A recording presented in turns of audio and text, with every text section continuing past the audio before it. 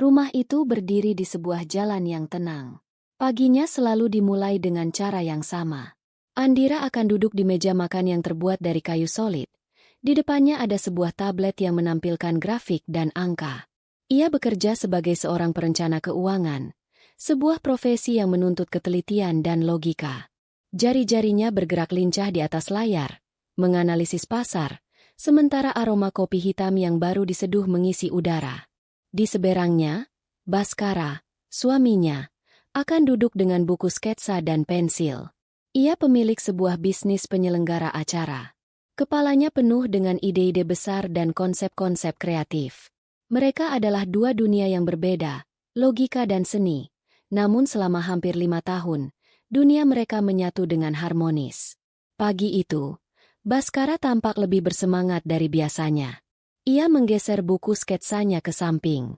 "Aku dapat kabar bagus, sayang," katanya.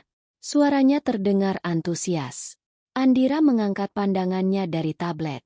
Ia menatap wajah suaminya. "Kabar apa?" tanyanya. Nadanya datar. Sebuah kebiasaan dari pekerjaannya. "Ingat klien VVIP yang aku ceritakan? Yang dari Timur Tengah itu?" Mereka setuju dengan konsep pestanya. Dan tebak di mana mereka ingin acara itu diadakan. Baskara berhenti sejenak, membangun antisipasi. "Di mana?"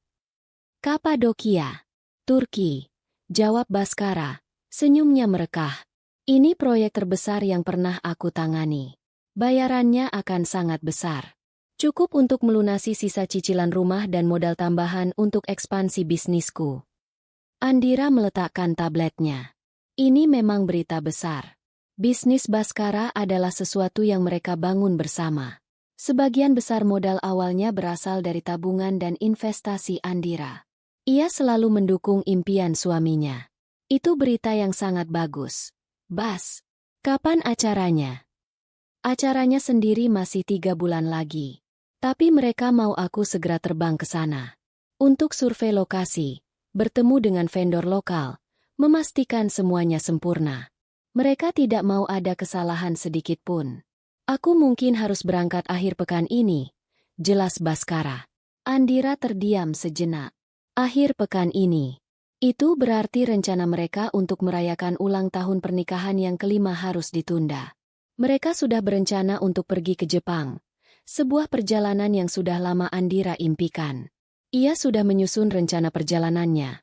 Bahkan sudah memesan beberapa tiket masuk ke museum. "Ulang tahun pernikahan kita 2 minggu lagi, Bas," kata Andira pelan. Baskara meraih tangan Andira dari seberang meja. Genggamannya hangat dan meyakinkan. "Aku tahu, sayang. Aku tahu. Dan aku minta maaf. Tapi ini kesempatan sekali seumur hidup. Aku janji, setelah proyek ini selesai, kita tidak hanya akan pergi ke Jepang. Kita bisa keliling Eropa sekalian. Aku janji akan menebusnya. Anggap saja ini investasi untuk masa depan kita," bujuknya. Andira menatap mata suaminya. Ia melihat ambisi dan harapan di sana. Ia selalu percaya pada Baskara. Ia menghela napas pelan, lalu mengangguk. "Baiklah, jika ini memang penting untuk bisnismu." Senyum Baskara semakin lebar. Ia berdiri, berjalan menghampiri Andira, dan mengecup keningnya. "Terima kasih. Kamu memang istri terbaik. Aku tidak akan bisa melakukan ini semua tanpamu." Sore harinya, Riana datang ke rumah mereka. Riana adalah sahabat Andira sejak mereka masih kuliah. Ia tahu semua cerita tentang Andira, luar dan dalam. Ia juga sangat akrab dengan Baskara. Kedatangannya disambut hangat. Mereka bertiga duduk di ruang keluarga, dengan teh hangat tersaji di atas meja. "Jadi, pahlawan kita akan terbang ke Turki," kata Riana dengan nada ceria, menyikut pelan lengan Andira. Andira tersenyum tipis. "Begitulah. Dia akan menjadi pria yang sangat sibuk. Aku ikut senang untukmu, Bas. Ini proyek besar," kata Riana, matanya beralih ke Baskara. "Kamu pantas mendapatkannya. Kamu sudah bekerja sangat keras." "Terima kasih, Ri. Doakan saja semuanya lancar," jawab Baskara. "Pasti lancar. sahut Riana cepat. Ia kemudian menoleh kembali ke Andira. Kamu hebat, Andir. Kamu selalu mendukung penuh karir Bas. Tidak semua istri bisa seperti kamu. Loh, apalagi harus merelakan perayaan ulang tahun pernikahan. Kata-kata Riana terdengar seperti pujian, sebuah penegasan atas keputusan Andira. Andira hanya mengangguk kecil. Dukungan dari sahabatnya membuatnya merasa sedikit lebih baik. Selama beberapa jam berikutnya, Riana dengan antusias membantu Andira membuat daftar barang yang harus dibawa Baskara. Ia bahkan menawarkan diri untuk membantu Andira menyiapkan kejutan kecil saat Baskara pulang nanti. Riana selalu seperti itu, penuh perhatian dan selalu ada saat dibutuhkan. Malam sebelum keberangkatan, Baskara duduk bersama Andira di ruang kerja mereka. Ia menunjukkan sebuah proposal digital yang terlihat sangat profesional. Di sana ada logo klien, detail konsep acara dengan tema 1001 Malam di Langit Kapadokia, dan rincian anggaran yang angkanya membuat Andira terkesan. Ini semua masih estimasi kasar, kata Baskara sambil menunjuk layar laptopnya. Tapi untuk mengamankan vendor-vendor terbaik di sana, seperti penyewaan balon udara untuk tamu, catering otentik, dan penari sufi, aku harus membayar uang muka secepatnya. Persaingannya ketat. Aku sudah membuat perhitungannya. Ia menunjukkan sebuah file spreadsheet. Di sana tertera daftar pengeluaran untuk uang muka, biaya akomodasi selama survei, biaya transportasi lokal, dan dana tak terduga. Totalnya adalah angka yang signifikan. Aku akan butuh dana operasional ini di rekening bersama yang ATM-nya aku pegang, kata Baskara. Supaya aku bisa lebih leluasa bertransaksi di sana. Nanti semua buktinya akan aku kumpulkan untuk laporan ke klien. Andira mempelajari angka-angka itu. Semuanya terlihat masuk akal. Ia percaya pada kemampuan Baskara dalam mengelola proyek. Ia juga percaya pada suaminya. Tanpa ragu, ia membuka aplikasi perbankan di ponselnya.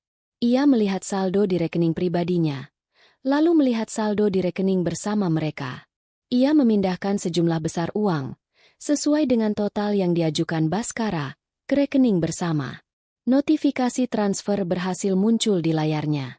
Sudah aku transfer, kata Andira. Baskara melihat notifikasi di ponselnya dan tersenyum puas. Terima kasih, sayang. Aku tidak akan mengecewakanmu. Ini semua untuk kita. Keesokan harinya, di bandara, suasana terasa sedikit melankolis. Andira memeluk suaminya erat. Jaga diri baik-baik di sana. Jangan lupa makan. Kabari aku kalau sudah sampai. Pesannya. Pasti. Kamu juga jaga diri di sini. Jangan terlalu lelah bekerja, jawab Baskara, mencium puncak kepala Andira. Riana juga ada di sana. Ia berdiri di samping Andira, memberikan dukungan moral. Tenang saja, Andir. Ada aku di sini. Kalau kamu butuh apa-apa, telepon saja, katanya sambil menepuk punggung Andira. Andira melihat suaminya berjalan menjauh, melewati gerbang keberangkatan hingga sosoknya menghilang. Ia merasa sedikit sedih, tetapi juga penuh harapan. Ia percaya suaminya sedang berjuang untuk masa depan mereka. Ia percaya pada janji-janji yang telah diucapkan. Ia percaya pada pernikahan mereka. Dan ia percaya pada sahabatnya. Sebuah kepercayaan yang dibangun di atas pondasi yang ia pikir sangat kokoh. Beberapa hari pertama setelah kepergian Baskara terasa sepi. Rumah yang biasanya ramai dengan diskusi ide-ide kreatif kini senyap. Andira menyibukkan diri dengan pekerjaan. Ia mengambil beberapa klien baru, menghabiskan lebih banyak waktu di kantor, dan pulang larut malam. Semua itu ia lakukan untuk mengalihkan pikirannya dari rasa rindu dan sepi. Komunikasi mereka berjalan lancar, meskipun singkat. Setiap pagi, Andira akan menerima pesan, "Selamat pagi," dari Baskara, dan setiap malam, sebelum tidur, Baskara akan mengirim pesan yang mengatakan bahwa ia lelah setelah seharian bertemu dengan banyak orang. Meeting berjalan lancar. Tulis Baskara di salah satu pesannya. Orang-orang di sini sangat profesional. Lokasinya luar biasa. Kamu pasti akan suka. Di pesan lain, ia menulis, "Hari ini sangat sibuk. Survei beberapa tempat dari pagi sampai sore. Aku kirim fotonya nanti kalau sinyalnya bagus. Namun, foto-foto itu tidak pernah datang. Baskara beralasan sinyal internet di daerah terpencil Kapadokia tidak stabil. Andira memakluminya. Ia tidak mau menjadi istri yang banyak menuntut.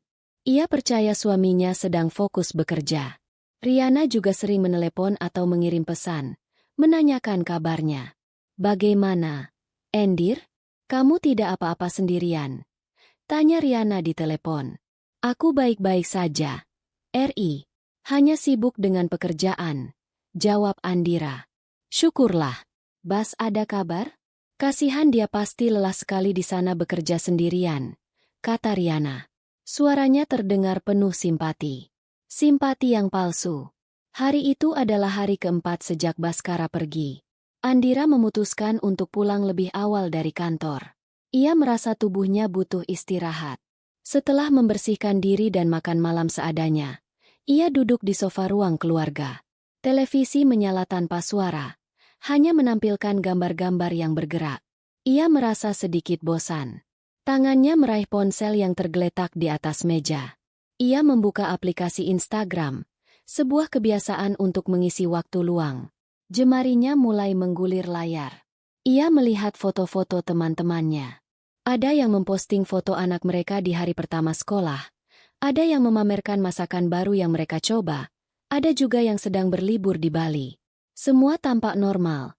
Sebuah jendela kecil ke dalam kehidupan orang lain yang tampak bahagia. Di bagian atas layar, deretan lingkaran berwarna-warni dari fitur story berjejer. Ia membukanya satu persatu secara acak. Ia melewati story dari rekan kerjanya, lalu story dari sepupunya. Kemudian, matanya tertuju pada sebuah nama yang sudah lama tidak ia ajak bicara. Sita. Sita adalah teman seangkatannya di universitas. Seorang travel blogger yang kini hidupnya diisi dengan perjalanan keliling dunia. Lingkaran profilnya menunjukkan lokasi di Turki. Karena penasaran, Andira mengetuknya. Story pertama menampilkan video pemandangan dari kamar hotel, dengan caption, Istanbul yang indah. Story kedua adalah foto sepiring kebab dengan tulisan, makanan ternak. Andira tersenyum tipis. Lalu, ia menggeser ke story ketiga. Video itu dimulai dengan pemandangan langit fajar yang magis. Puluhan balon udara beraneka warna mulai mengangkasa, mengisi cakrawala dengan siluet yang menakjubkan. Andira langsung tahu itu adalah Kapadokia. Terdengar suara Sita sebagai latar belakang. Pemandangan pagi yang luar biasa di Kapadokia. Suasananya sangat romantis. Dan sepertinya ada yang sedang berbahagia di bawah sana. Kamera ponsel Sita kemudian bergerak turun, menyorot keramaian orang yang berkumpul di salah satu puncak bukit untuk menyaksikan pemandangan itu. Kamera itu kemudian melakukan zoom, fokus pada satu titik di tengah kerumunan. Di sana, seorang pria sedang berlutut di hadapan seorang wanita. Untuk sepersekian detik, Andira hanya melihatnya sebagai sebuah adegan romantis yang klise. Adegan yang sering ia lihat di film-film. Namun, saat kamera semakin fokus, jantungnya serasa berhenti berdetak. Pria itu, postur tubuhnya, potongan rambutnya, kemeja flanel yang ia kenakan. Andira mengenal kemeja itu. Ia yang membelikannya sebagai hadiah ulang tahun Baskara 2 bulan lalu. Itu adalah Baskara. Napas Andira tercekat di tenggorokannya. Otaknya berusaha menolak apa yang matanya lihat.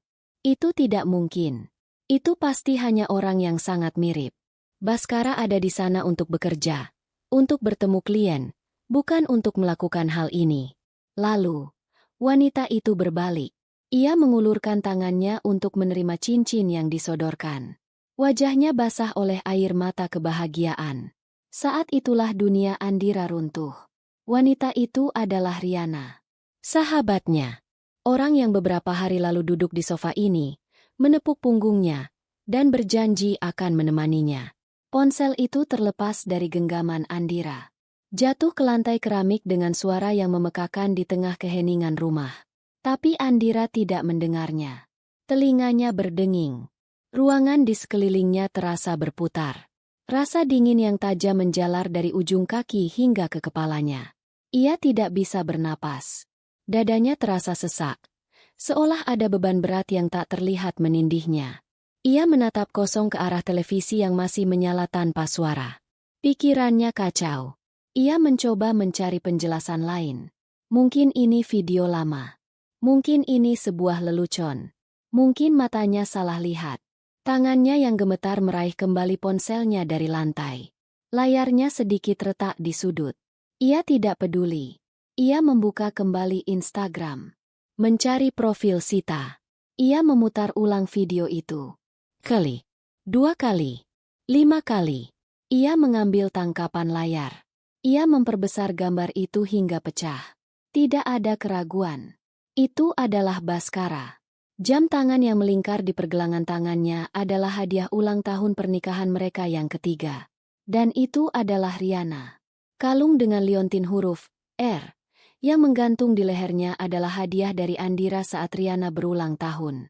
Sebuah rasa mual naik ke kerongkongannya. Pengkhianatan itu terasa begitu nyata, begitu fisik. Ia merasa seperti ditikam dari dua arah sekaligus. Oleh suami yang ia cintai dan dukung dengan segenap hatinya, dan oleh sahabat yang ia percaya seperti saudarinya sendiri. Semua kepingan puzzle kini menyatu. Proyek VVIP. Survei lokasi. Sinyal internet buruk. Semua adalah kebohongan. Kebohongan yang dirancang dengan rapi untuk menutupi perselingkuhan mereka. Uang yang ia transfer, uang hasil kerja kerasnya, uang yang ia kira untuk investasi masa depan mereka, ternyata digunakan untuk membiayai liburan romantis dan lamaran mewah suaminya dengan sahabatnya sendiri. Air mata tidak keluar. Rasa sakit yang ia rasakan terlalu dalam untuk menjadi tangisan. Yang ada hanyalah kehampaan yang dingin dan amarah yang mulai membara pelan dari dasar hatinya. Ia duduk tak bergerak di sofa itu selama hampir 1 jam. Menatap layar ponsel di tangannya. Menatap bukti pengkhianatan itu. Perlahan, kehampaan itu mulai terisi. Bukan dengan kesedihan, tapi dengan sebuah keputusan. Sebuah ketegasan yang dingin dan terukur. Mereka telah menganggapnya bodoh. Mereka telah mempermainkan kepercayaan dan kebaikannya. Mereka akan membayar untuk itu. Keheningan di ruang keluarga itu terasa padat dan berat. Suara dari televisi yang menyala tanpa volume seolah terserap oleh kesunyian yang pekat. Andira tidak bergerak dari posisinya di sofa. Matanya masih terpaku pada layar ponsel yang retak, menampilkan gambar beku dari sebuah video. Wajah Riana yang berseri-seri dan punggung Baskara yang sedang berlutut. Gambar itu telah membakar dirinya ke dalam benaknya. Setiap detailnya terpatri dengan jelas. Rasa sakit itu datang dalam gelombang. Pertama, gelombang penolakan, di mana otaknya berteriak bahwa ini semua adalah kesalahan.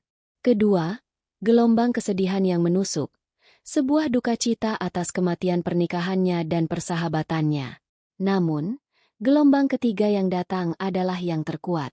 Gelombang itu dingin, tenang, dan sangat jernih. Itu adalah gelombang kemarahan. Bukan amarah yang meledak-ledak dan membabi buta, melainkan amarah yang terfokus, yang mengubah kesedihan menjadi tujuan. Dalam benaknya, profesinya mengambil alih. Ia adalah seorang perencana keuangan. Tugasnya adalah mengelola aset, menganalisis risiko, dan mengambil tindakan tegas untuk mencegah kerugian lebih lanjut. Pernikahannya, ia sadari saat itu juga, telah menjadi investasi yang buruk. Sebuah aset yang telah disalahgunakan secara fundamental oleh pihak yang ia percaya untuk mengelolanya bersama. Kini saatnya untuk melakukan mitigasi kerusakan. Ia berdiri. Gerakannya tidak tergesa-gesa. Setiap langkahnya terasa mantap saat ia berjalan meninggalkan ruang keluarga, melewati koridor, dan masuk ke ruang kerjanya. Ruangan ini adalah pusat kendalinya.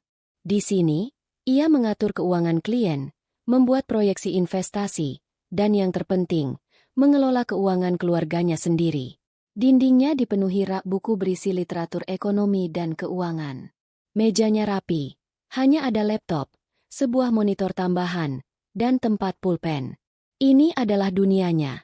Dunia yang didasarkan pada logika, angka, dan konsekuensi. Ia duduk di kursinya yang ergonomis. Ia menyalakan laptopnya. Suara kipas pendingin yang berdengung pelan adalah satu-satunya suara di ruangan itu. Layar menyala, menampilkan latar belakang desktop bergambar pemandangan gunung yang tenang. Ia memasukkan kata sandinya tanpa ragu. Jarinya bergerak cepat dan terbiasa. Ikon-ikon aplikasi muncul di layar. Ia mengabaikan semuanya dan langsung membuka peramban web.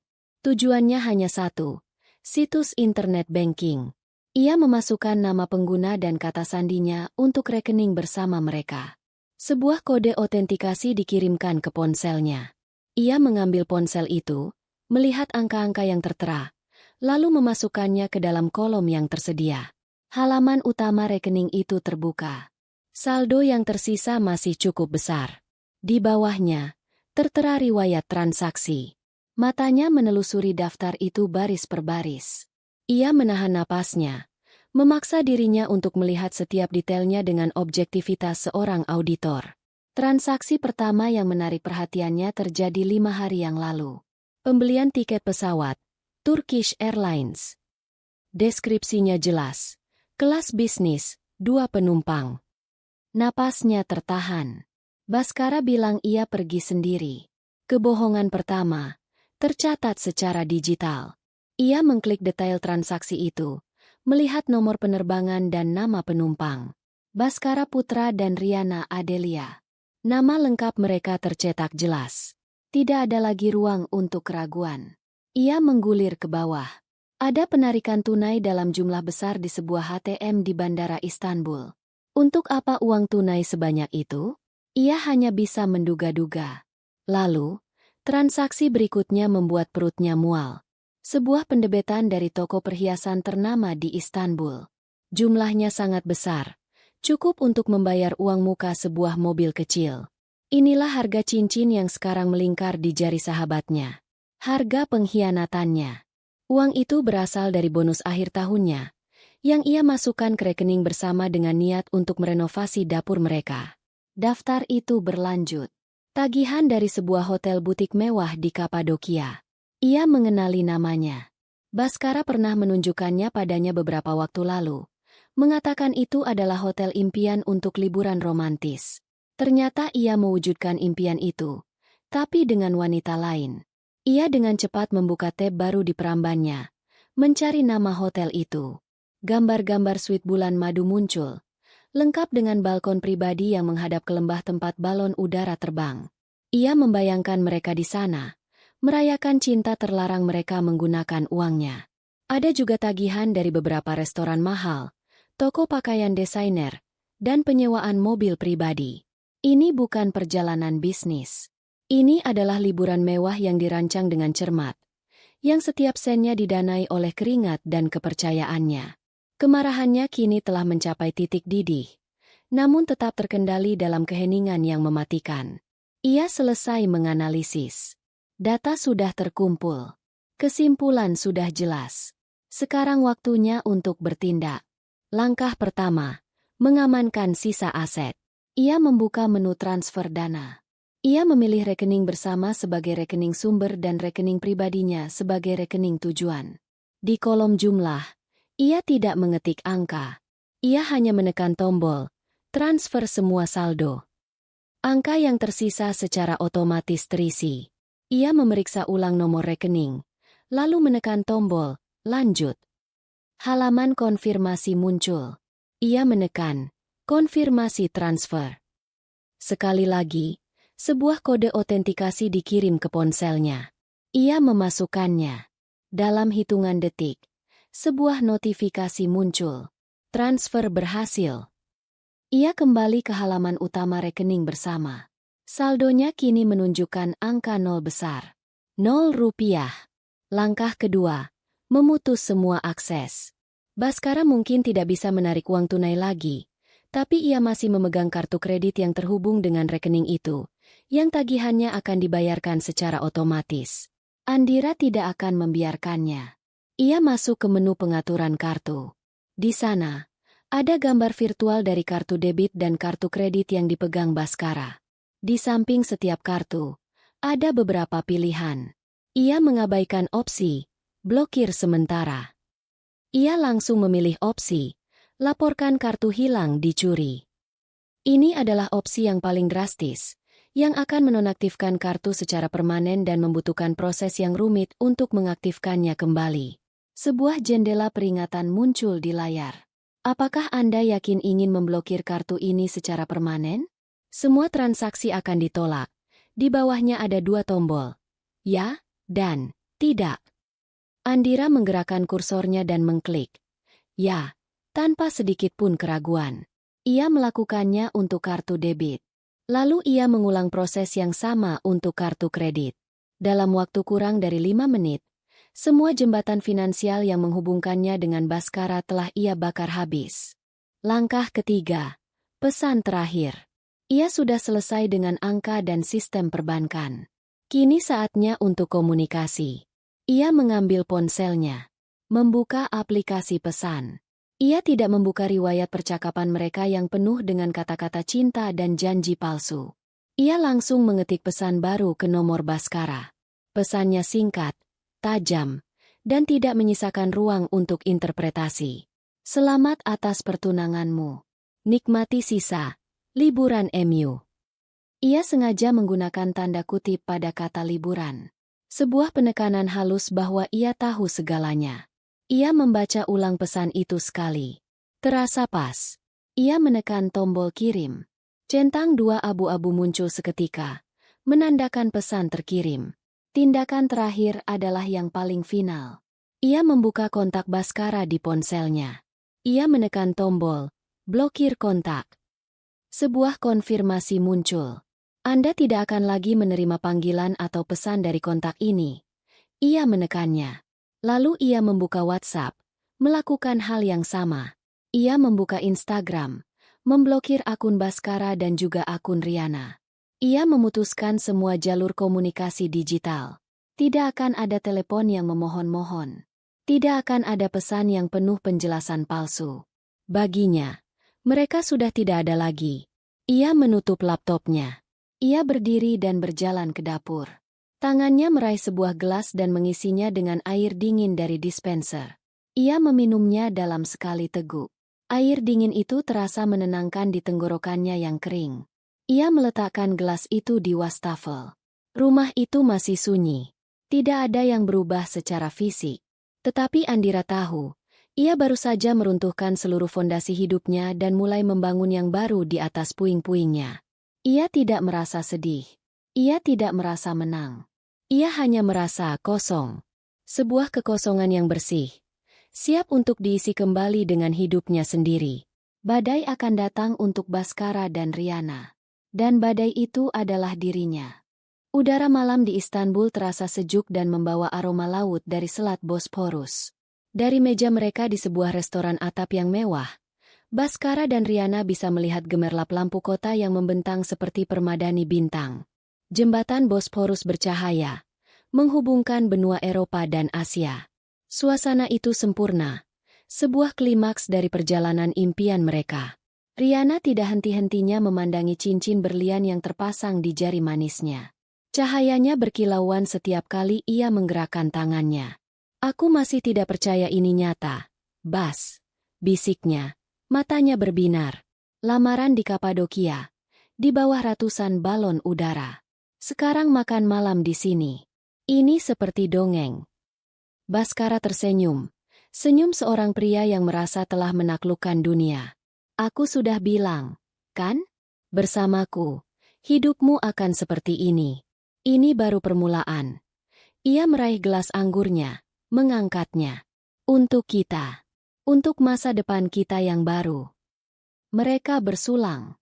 Anggur merah yang mahal itu terasa nikmat di lidah mereka. Mereka berbicara tentang rencana-rencana besar.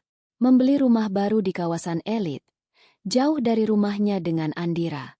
Menggabungkan keahlian Baskara dalam penyelenggaraan acara dengan koneksi sosialita yang dimiliki Riana. Mereka akan menjadi pasangan yang berkuasa, dikagumi semua orang. Dalam gelembung kebahagiaan mereka, Andira hanyalah sebuah detail teknis di masa lalu. Sebuah jembatan yang harus diseberangi dan kemudian dibakar. Mereka yakin Andira, dengan sifatnya yang tenang dan logis, akan menerima perceraian dengan damai. Mungkin dengan sedikit drama tapi pada akhirnya akan menyerah. Dia pasti akan mengerti. kata Baskara dengan percaya diri.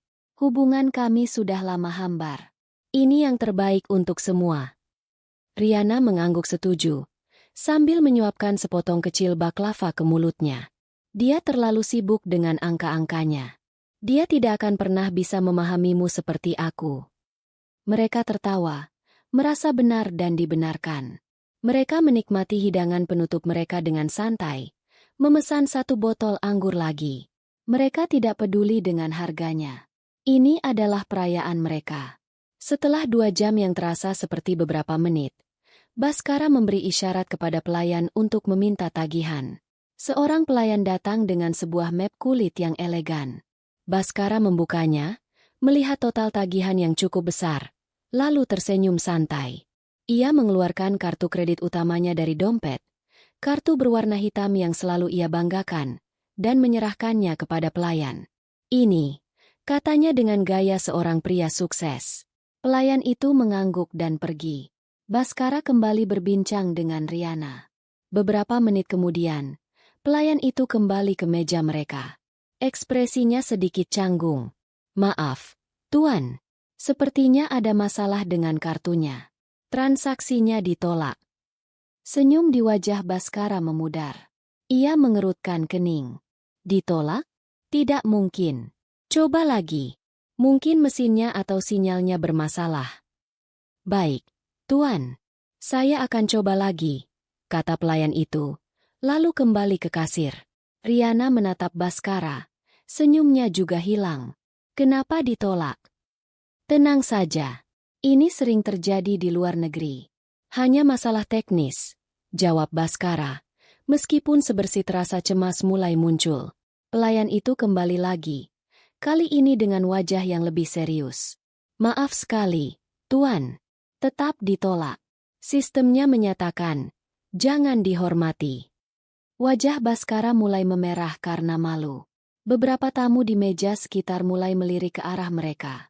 Ia bisa merasakan tatapan mereka. Dengan sedikit kesal, ia membuka dompetnya dan mengeluarkan kartu debit. "Kalau begitu pakai ini.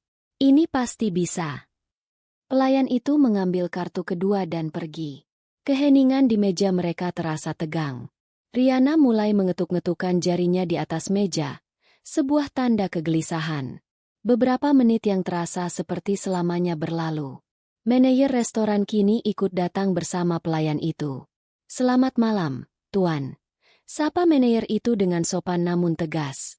"Kami sudah mencoba kedua kartu Anda, dan sayangnya keduanya tidak bisa digunakan." "Ini konyol. Pasti ada yang salah dengan sistem bank saya," sergah Baskara. Suaranya sedikit meninggi. Ia mencoba membuka aplikasi mobile banking di ponselnya, berharap bisa melakukan transfer. Tapi ikon koneksi internet terus berputar. "Sial, wifi-nya lambat sekali." "Kami mengerti, Tuan. Tapi tagihan ini harus diselesaikan malam ini," kata manajer itu. Rasa panik yang dingin mulai menjalari Baskara. Ia memeriksa isi dompetnya. Hanya ada beberapa lembar lira Turki dan beberapa ratus dolar Amerika. Jumlahnya tidak akan cukup untuk membayar 1/4 dari total tagihan. Riana juga memeriksa tasnya, dan isinya lebih sedikit. "Kami tidak punya cukup uang tunai," kata Baskara pelan. Rasa malunya kini terasa membakar. Manajer itu menghela napas. "Kalau begitu, apakah Anda punya sesuatu yang bisa ditinggalkan sebagai jaminan? Kami akan menyimpannya sampai Anda kembali untuk melunasi tagihan." Baskara menatap Riana. Riana menatapnya dengan pandangan ngeri. Dengan berat hati, Baskara melepaskan jam tangan dari pergelangan tangannya. Jam itu adalah hadiah dari Andira, sebuah merek mewah yang harganya sangat mahal. Ia menyerahkannya kepada manajer. "Apakah ini cukup?" Manajer itu memeriksanya dengan teliti. "Ini akan kami simpan. Kami tunggu pelunasannya besok." Mereka meninggalkan restoran itu tanpa sepatah kata pun. Euforia malam itu telah menguap, digantikan oleh keheningan yang penuh amarah dan kekhawatiran. "Bagaimana ini bisa terjadi, Bas?" desis Riana saat mereka berjalan di trotoar yang ramai. "Kamu bilang semuanya sudah kamu atur." "Aku tidak tahu, Ri. Ini pasti kesalahan Ban. Besok pagi aku akan telepon mereka dan meluruskan semuanya. Balas Baskara, suaranya terdengar frustrasi. Malam itu mereka tidur dengan gelisah. Keesokan paginya, masalah itu menjadi lebih buruk. Saat mereka hendak sarapan di hotel, seorang resepsionis mencegat mereka dengan sopan. Selamat pagi, Tuan Baskara. Ada sedikit masalah dengan pembayaran kamar Anda untuk beberapa malam terakhir. Kartu kredit yang Anda daftarkan ditolak saat kami mencoba menagihnya tadi pagi. Jantung Baskara serasa jatuh ke perutnya. Ini bukan lagi sekadar masalah di satu restoran. Ini masalah yang lebih besar. Biar saya coba di ATM, katanya, berusaha terdengar tenang. Ia dan Riana berjalan ke mesin ATM yang ada di lobi hotel. Ia memasukkan kartu debitnya, mengetik PIN, dan memilih opsi penarikan tunai. Mesin itu berbunyi sejenak, lalu sebuah pesan muncul di layar dalam bahasa Turki dan Inggris. Transaksi tidak dapat diproses. Saldo tidak mencukupi. Saldo tidak mencukupi. Dua kata itu menghantam Baskara seperti pukulan telak. Bagaimana mungkin? Andira baru saja mentransfer dana yang sangat besar. Seharusnya ada sisa yang lebih dari cukup. Ia mencoba lagi. Hasil yang sama. Ia mencoba kartu kreditnya. Ditolak bahkan sebelum ia bisa memasukkan PIN. Saat itulah, dengan perasaan putus asa yang mulai melanda, ia mengeluarkan ponselnya dari saku. Ia berpikir mungkin Andira mengirim pesan tentang masalah perbankan. Ia membuka kotak masuk pesannya. Dan di sana, di paling atas, ada satu pesan yang belum terbaca. Dari Andira. Ia membukanya. Selamat atas pertunanganmu. Nikmati sisa liburan MU. Baskara membaca kalimat itu berulang-ulang. Setiap kata terasa seperti tamparan. Tanda kutip di kata liburan. Ia mengerti sekarang. Ini bukan kesalahan Ban. Ini bukan masalah teknis. Ini adalah tindakan yang disengaja. Andira tahu. Entah bagaimana. Ia tahu segalanya. Dan ia baru saja menarik pelatuknya. Warna menghilang dari wajahnya. Ia menatap Riana, yang memandangnya dengan cemas. Ada apa, Bas? Apa kata Ban? Baskara tidak bisa menjawab. Ia hanya menunjukkan layar ponselnya kepada Riana. Riana membaca pesan itu. Matanya membelalak ngeri saat ia memahami implikasi dari kalimat singkat itu. Mereka tidak hanya mengalami masalah keuangan. Mereka telah dipotong. Mereka terdampar di negara asing, tanpa uang, tanpa akses ke dana apapun. Surga mereka, dalam sekejap, telah berubah menjadi penjara. Kejutan di lobi hotel itu membeku menjadi keheningan yang tegang. Pesan singkat dari Andira di layar ponsel Baskara terasa lebih dingin daripada lantai marmer di bawah kaki mereka. Riana menatap layar itu, lalu menatap wajah Baskara yang pucat pasi. Di sekitar mereka, kehidupan hotel terus berjalan. Beberapa tamu melintas, menarik koper mereka. Tawa mereka terdengar seperti gema dari dunia lain yang tidak lagi bisa mereka masuki. Resepsionis hotel menatap mereka dengan ekspresi yang mulai kehilangan kesabaran. Tuan, Nyonya, bagaimana dengan pembayarannya? Tanya pria itu. Suaranya sopan namun nadanya menuntut. Kenyataan menghantam Baskara. Ini bukan lagi tentang malu atau gengsi. Ini tentang bertahan hidup. Beri saya waktu sebentar. Saya harus menelepon, kata Baskara. Suaranya serak. Ia menarik Riana menjauh dari meja resepsionis, ke sudut lobi yang sedikit lebih sepi. Dia tahu. Andira tahu semuanya. Bisik Baskara. Lebih pada dirinya sendiri daripada pada Riana. Bagaimana dia bisa tahu? Bas? Bagaimana? Tanya Riana. Suaranya bergetar antara panik dan marah. Pasti ada yang memberitahunya. Temanmu? Temanku. Aku tidak tahu dan itu tidak penting sekarang. Potong Baskara. Yang penting adalah dia sudah memblokir semuanya. Kita tidak punya apa-apa. Ia mencoba menelepon Andira dari ponselnya. Panggilannya bahkan tidak tersambung. Hanya ada nada sibuk yang singkat dan final. Panggilan ditolak. Ia mencoba dari WhatsApp. Fotonya sudah hilang. Statusnya kosong. Diblokir. Coba pakai ponselmu, desak Baskara. Riana dengan panik mengeluarkan ponselnya, mencari nama Andira di kontaknya, dan menekan tombol panggil. Hasilnya sama. Diblokir di semua lini. Andira telah membangun benteng digital yang tidak bisa ditembus. Mereka terisolasi sepenuhnya. Kita harus bicara padanya. Kita harus jelaskan, kata Riana putus asa. Jelaskan apa? Riana, ada video lamaranku padamu di Kapadokia. Apa yang mau dijelaskan? Balas Baskara frustrasi. Ia menyadari betapa bodoh dan cerobohnya tindakan mereka.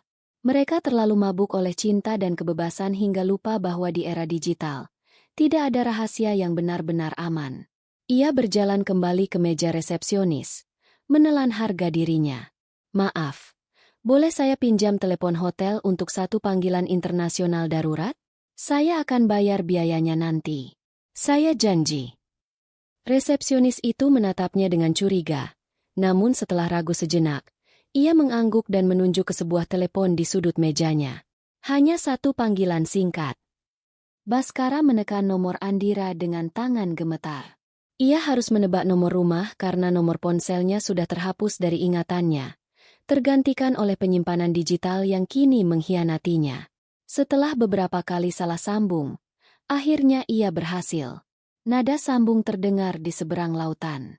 1 kali, 2 kali, 3 kali. Ia hampir menyerah ketika panggilan itu akhirnya dijawab. Di Jakarta, Andira sedang duduk di ruang kerjanya. Ia sedang meninjau portofolio investasi salah satu kliennya. Ia sama sekali tidak terkejut saat telepon rumahnya berdering, menampilkan nomor asing dengan kode negara Turki. Ia sudah menduganya.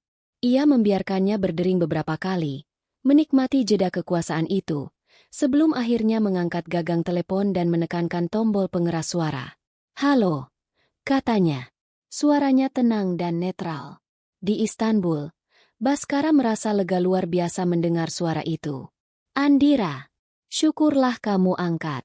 Andira, ini aku, Baskara. Aku tahu, jawab Andira. Ketenangannya terasa ganjil, membuat bulu kuduk Baskara berdiri. Dengar, aku tidak tahu apa yang terjadi. Semua kartu diblokir. Rekeningnya kosong. Pasti ada salah paham. Kamu harus buka blokirnya sekarang juga. Kami terjebak di sini, kata Baskara cepat. Nadanya campuran antara perintah dan permohonan. Terdengar jeda singkat di seberang sana. Lalu suara Andira kembali terdengar, dingin dan mematikan seperti es. Tidak ada salah paham, Baskara. Apa maksudmu tidak ada salah paham? Aku di sini untuk bekerja. Proyek ini penting. Baskara masih mencoba mempertahankan kebohongannya, sebuah refleks putus asa. Bekerja? Andira tertawa kecil.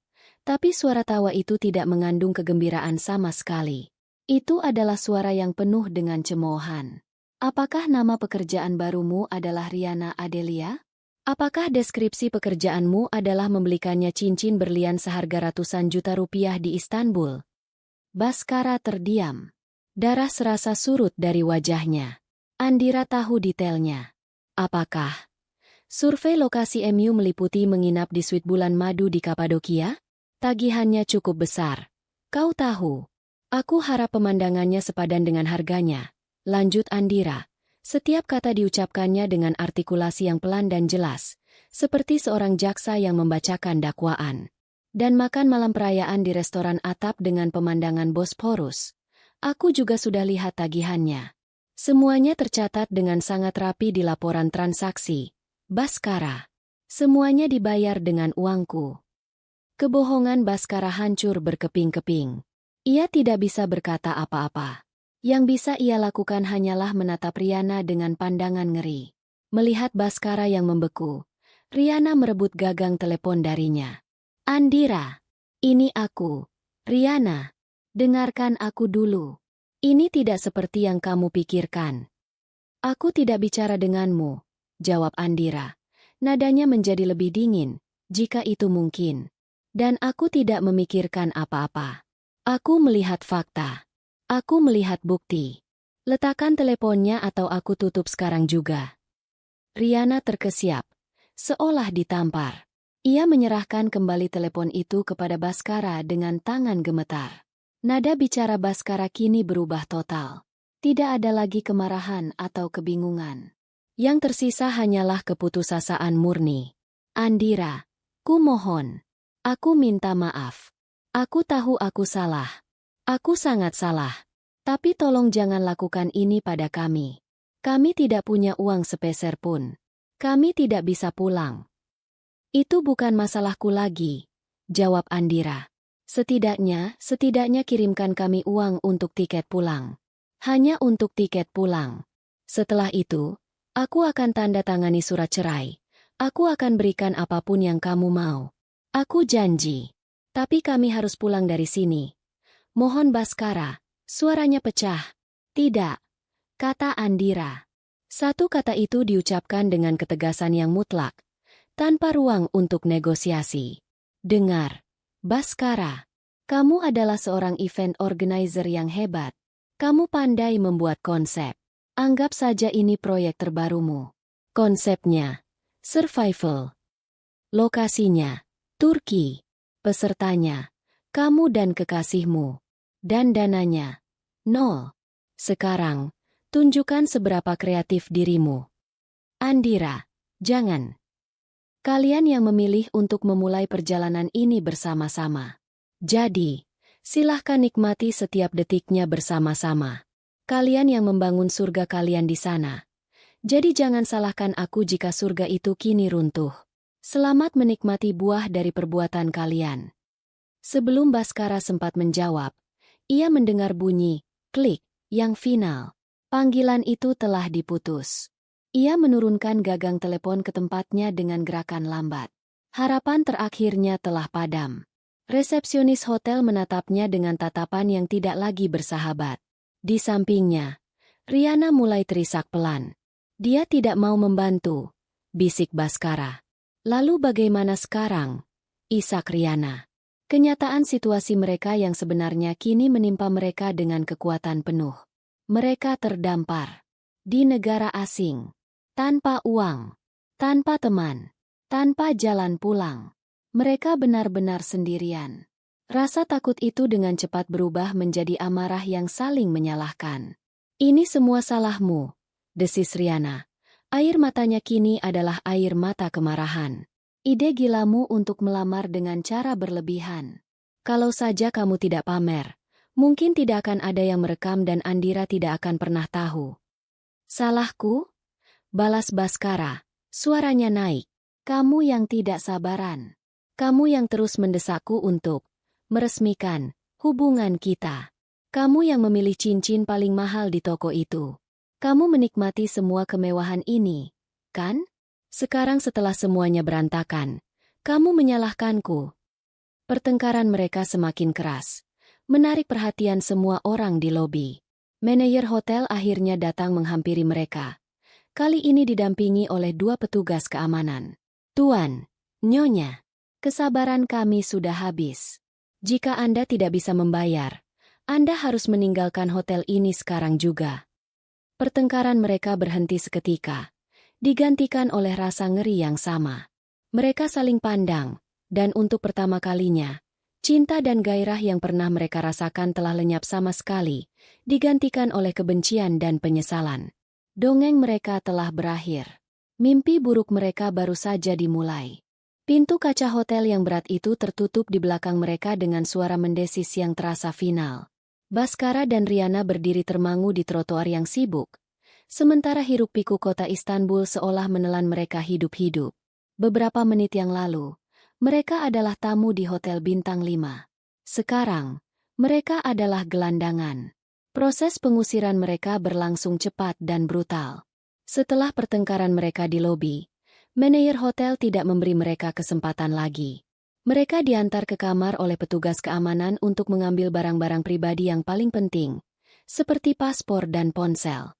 Sisa koper mereka, yang penuh dengan pakaian mahal dan oleh-oleh, ditahan oleh pihak hotel sebagai jaminan atas tagihan kamar yang belum terbayar. Mereka diantar keluar melalui lobi, melewati tatapan penasaran dan kasihan dari para tamu dan staf. Itu adalah sebuah parade kehinaan. Kini, di bawah terik matahari siang, mereka berdiri hanya dengan pakaian yang melekat di badan. Baskara mengenakan kemeja dan celana desainer yang kini terasa seperti kostum badut. Riana memakai gaun musim panas yang indah, sama sekali tidak cocok untuk situasinya saat ini. Di tangannya ada tas tangan kecil yang isinya hanya ponsel, dompet kosong, dan beberapa produk rias.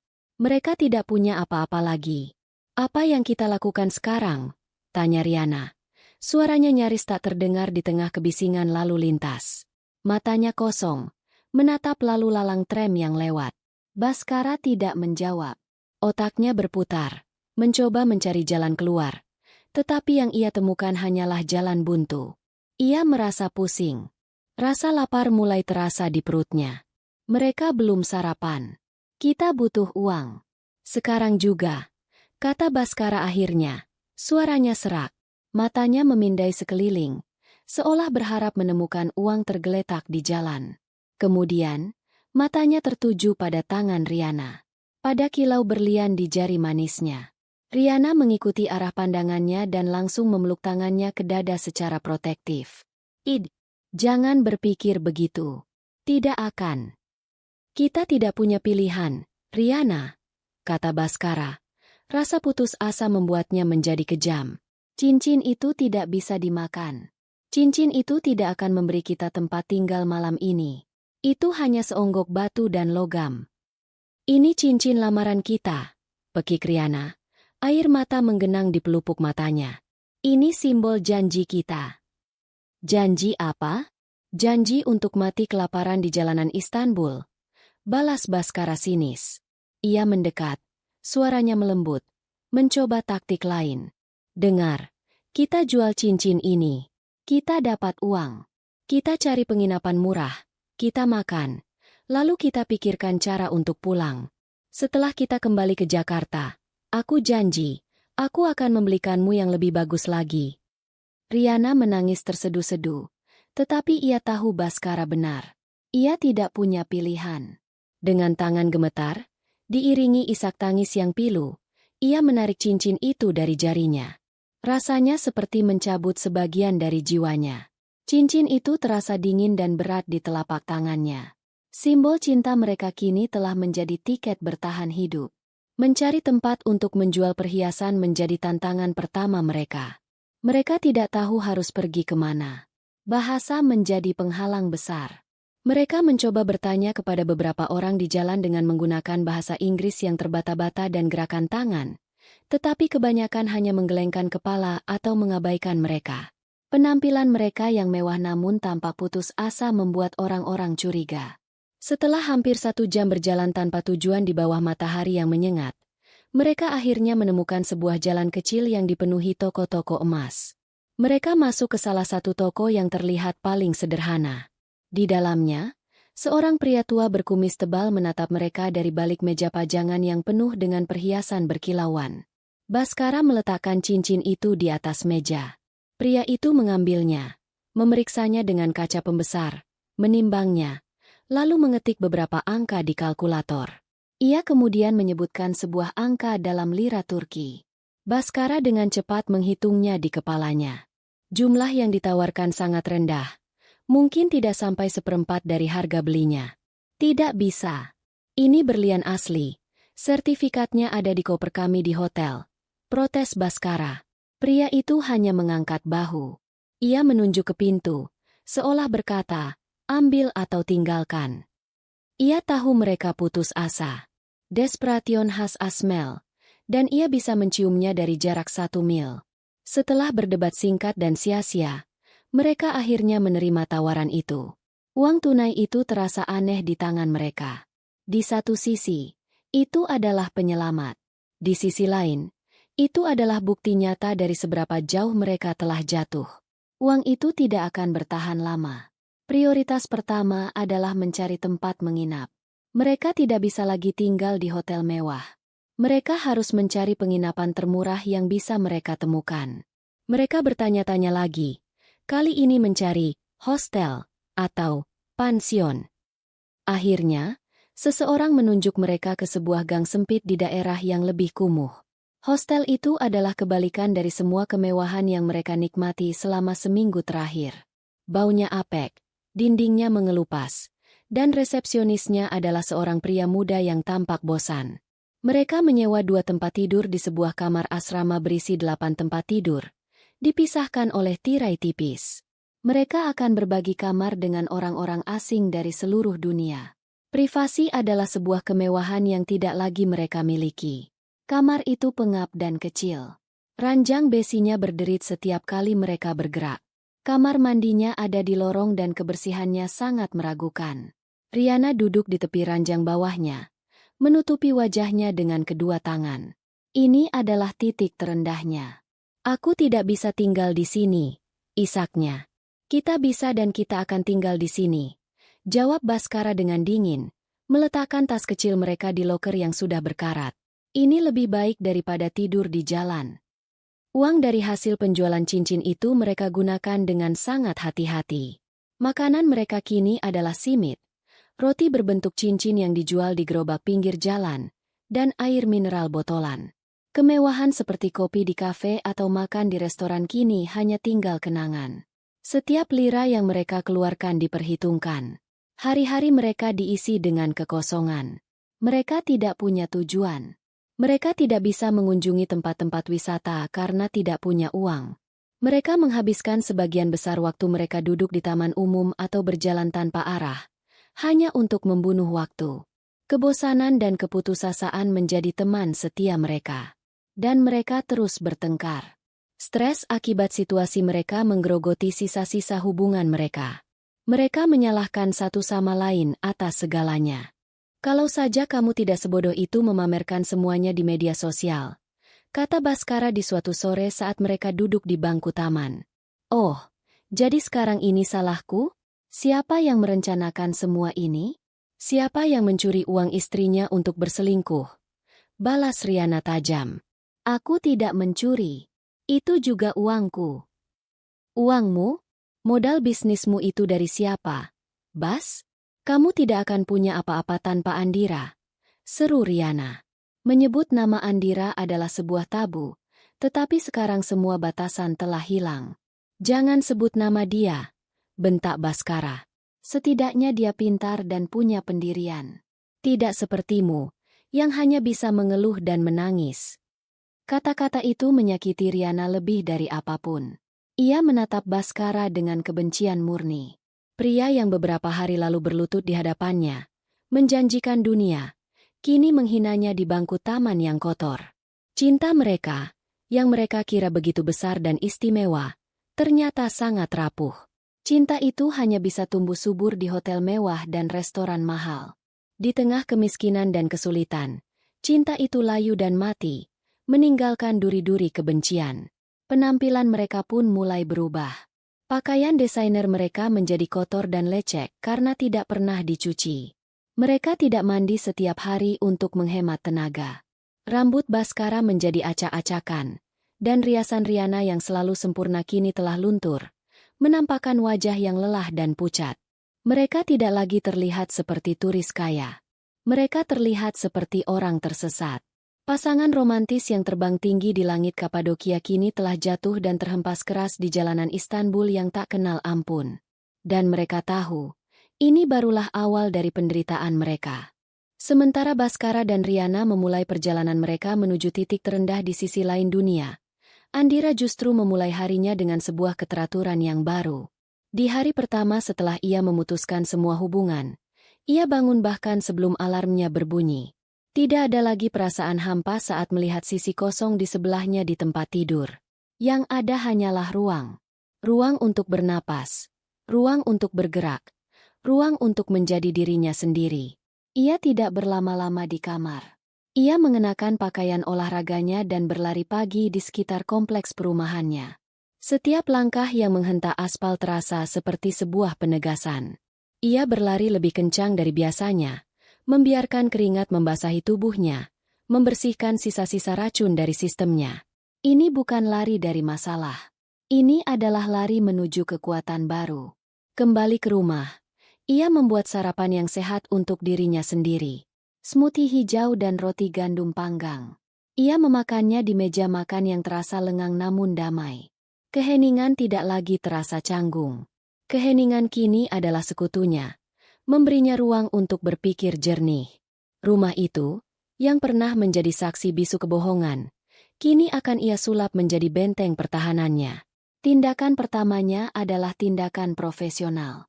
Ia sudah melakukan riset semalam. Firma hukum terbaik di kota yang khusus menangani perceraian. Ia menekan nomor telepon firma itu. Suaranya tegas dan jelas saat berbicara dengan resepsionis. "Selamat pagi. Nama saya Andira. Saya ingin membuat janji temu dengan Ibu Ratna Wijojo secepatnya. Ini mengenai gugatan cerai. Urgensinya tinggi." Ia mendapatkan jadwal pertemuan untuk sore itu juga. Sebuah pertanda baik. Sore harinya, Andira duduk di sebuah ruangan yang didominasi oleh warna-warna netral dan perabotan kayu yang solid. Kantor hukum itu memancarkan aura kompetensi dan kerahasiaan. Di seberangnya, duduk seorang wanita berusia akhir 40-an, Ibu Ratna. Tatapan matanya tajam dan cerdas. Ia memancarkan ketenangan seorang veteran yang telah melihat segala jenis drama rumah tangga. "Jadi, Ibu Andira, apa yang bisa saya bantu?" tanyanya dengan suara yang tenang. Andira tidak menangis. Ia tidak menunjukkan emosi yang berlebihan. Ia membuka tasnya dan mengeluarkan sebuah map yang telah ia siapkan. Ia meletakkannya di atas meja di antara mereka. "Saya ingin mengajukan gugatan cerai terhadap suami saya, Baskara Putra, atas dasar perselingkuhan," katanya. Nadanya datar, seperti sedang mempresentasikan laporan keuangan. "Apakah Ibu punya bukti?" tanya Ibu Ratna. "Saya punya," jawab Andira. Ia membuka map itu. Di dalamnya, semuanya tertata rapi. Lembar pertama adalah cetakan berwarna dari tangkapan layar video Instagram itu. Wajah Riana dan Baskara terlihat jelas. Lembar kedua adalah salinan laporan transaksi rekening bersama mereka selama seminggu terakhir. Andira telah menggunakan stabilo untuk menandai setiap pengeluaran yang mencurigakan. Tiket pesawat untuk 2 orang, pembelian cincin, tagihan hotel mewah, dan restoran mahal. Ia bahkan telah melampirkan hasil pencariannya di internet tentang hotel dan restoran tersebut, lengkap dengan deskripsi paket romantis yang mereka tawarkan. Ibu Ratna mempelajari dokumen-dokumen itu satu persatu. Alisnya sedikit terangkat, bukan karena terkejut dengan ceritanya, melainkan karena terkesan dengan cara Andira menyajikannya. "Ini sangat lengkap. Sangat jelas," komentarnya. "Bukti ini lebih dari cukup. Saya sudah memindahkan seluruh sisa dana dari rekening bersama ke rekening pribadi saya," lanjut Andira. "Dan saya juga sudah memblokir permanen semua kartu debit dan kredit atas namanya yang terhubung dengan rekening kami." Ibu Ratna mengangguk pelan. "Tindakan yang cepat dan cerdas. Itu akan sangat membantu posisi kita." Mereka kemudian membahas strategi. Ibu Ratna menjelaskan proses hukumnya, mulai dari pendaftaran gugatan, mediasi, hingga persidangan. Andira mendengarkan dengan saksama, sesekali mengajukan pertanyaan yang tajam. "Mengenai harta Gonogini," kata Andira, "rumah yang kami tempati adalah milik saya pribadi sebelum menikah. Bisnis suami saya modal awalnya sebagian besar dari dana pribadi saya. Bagaimana posisi hukumnya? Kita bisa ajukan pembuktian terbalik. Selama Anda punya catatan transaksi yang jelas mengenai aliran dana tersebut, kita punya posisi yang sangat kuat untuk mengamankan aset Anda sepenuhnya," jelas Ibu Ratna. "Langkah pertama yang akan kita lakukan adalah mengirimkan surat pembekuan aset bersama ke bank-bank terkait, untuk mencegah suami Anda melakukan tindakan apapun dari sana." Selama 1 jam berikutnya, mereka menyusun rencana pertempuran. Andira merasa lega. Ia telah menyerahkan masalah ini ke tangan yang tepat.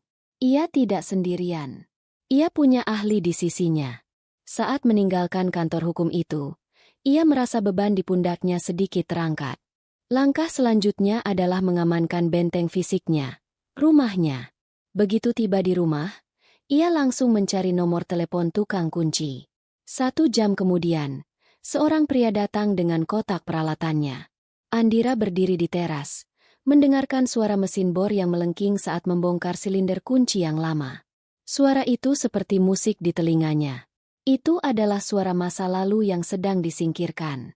Setelah kunci baru terpasang, sang tukang kunci menyerahkan satu set anak kunci yang baru kepada Andira.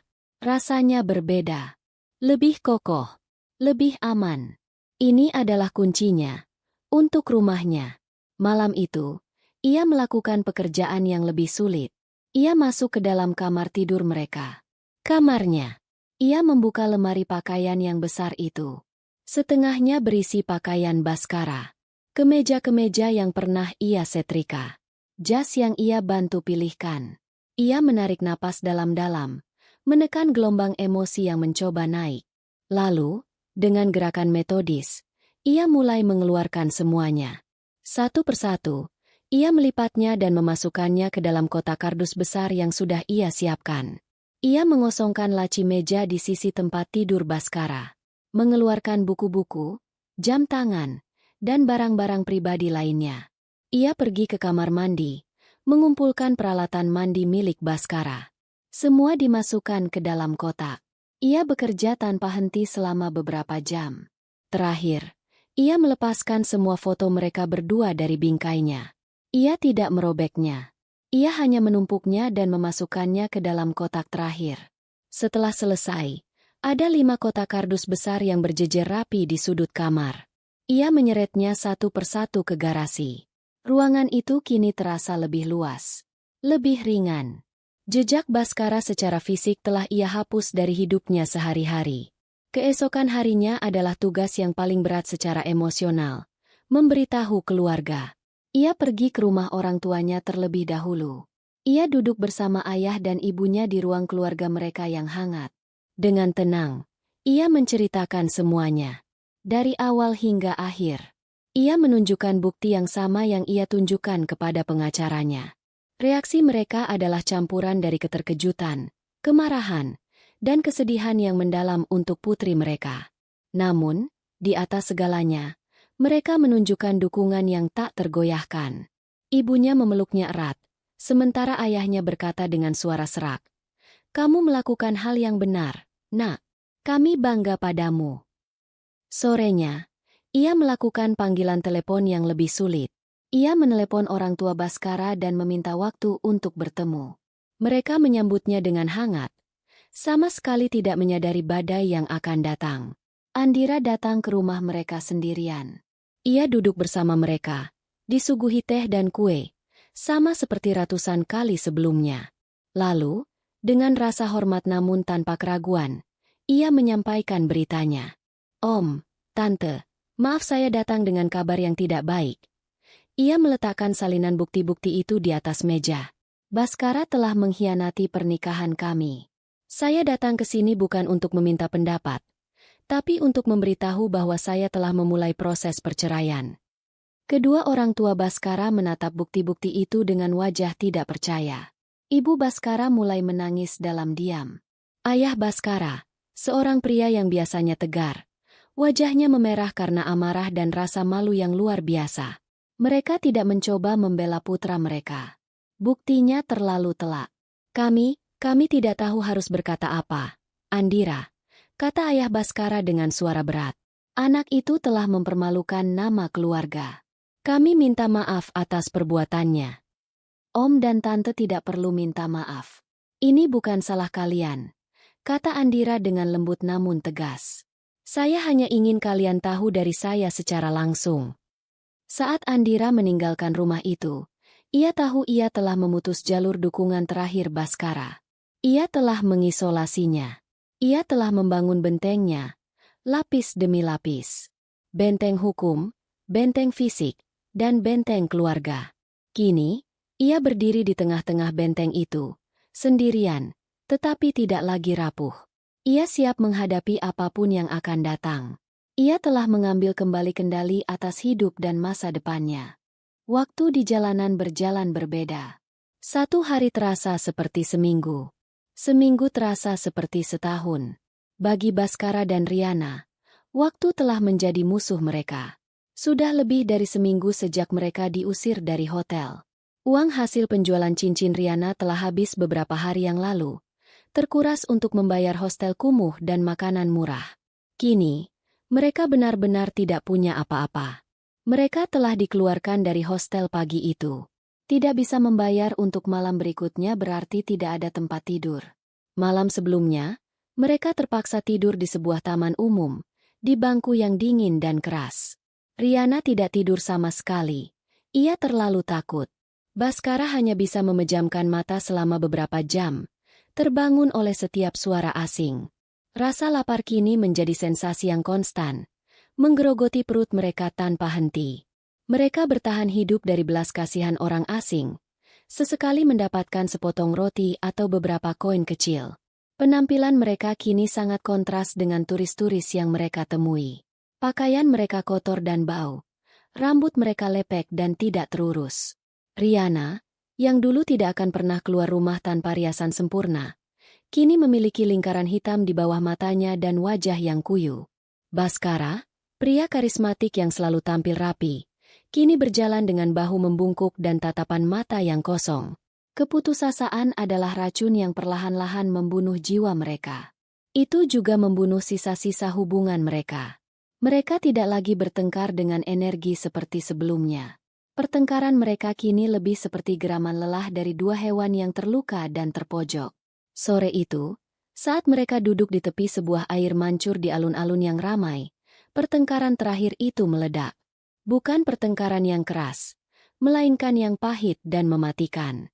"Aku lapar, Bas," kata Riana lirih. Itu adalah keluhan yang sama yang sudah ia ulang puluhan kali. "Aku juga lapar, Riana." "Menurutmu aku tidak lapar?" balas Baskara ketus. "Apa yang kamu mau aku lakukan?" "Merampok toko roti." "Lakukan sesuatu. Kamu laki-laki. Seharusnya kamu bisa mencari jalan keluar," kata Riana.